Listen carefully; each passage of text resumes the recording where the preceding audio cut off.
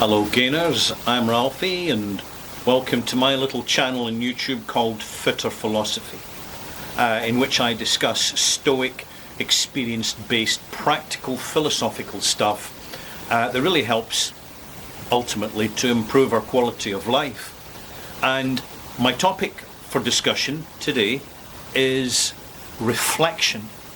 And reflection is something that we can do relatively often, but is often constructive when it's covering a period of time, say for example a year.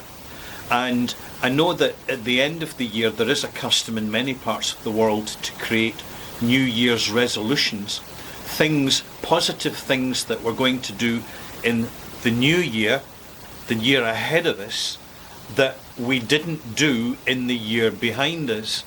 And I suppose this is a very good mental focus on the fact that time waits for nobody.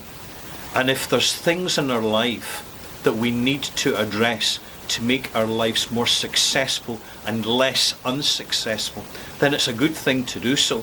So I'd just like to share a perspective with you now to help with reflection. One, you can't do it, well, you can do it in the company of others, but you've got to be careful the company you keep, because people can give you a lot of misadvice with the very best of intentions. So probably it's best to do something on your own in solitude.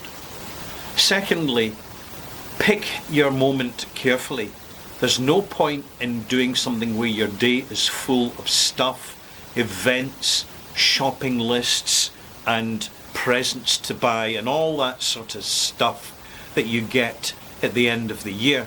It's far better to pick a quieter day, even if it's in the new year, just where you've got time to yourself, space for yourself, and nothing planned within the day, so that you can find a coffee shop somewhere or a quiet space in your own kitchen or in a local park or in the countryside somewhere, where the environment is conducive to help you reflect on your life. I know that it works for me, which is why I'm recommending it. And finally, pencil and paper. See, when we think about things, that's all well and good, but it's when we physically write them down that they start to have more substance and more manifestation in them, so that the written word is the physical creation of the idea. So in writing things down, even in a short list, makes all the difference. So when you're in reflection, you're going to ask yourself a simple question. Am I happy with my life last year? On the year that's just passed? Am I happy with my life? And I know that it's wrong to just proactively pursue happiness, because that can create its own problems. But if I pursue and put things in place that remove unhappiness, then it creates the space to be filled with happiness. And therefore happiness is not a desire, it's a consequence of the desire.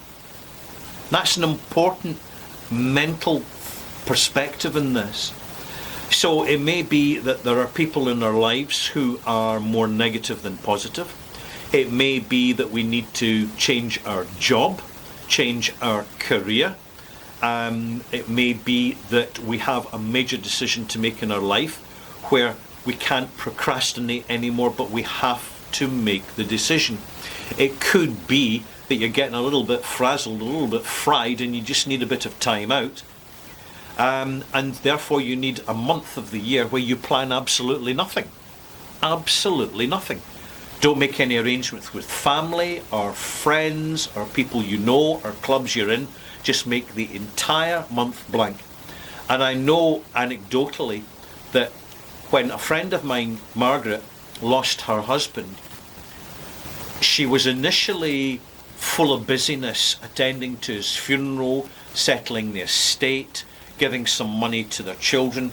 But about 4 months later, after all the sympathy had stopped and everybody else had moved on with their lives, expecting Margaret to move on with her life, she was left in limbo, because she'd been so much in tandem and tied in and intermeshed with her husband's life, that mentally she had to separate.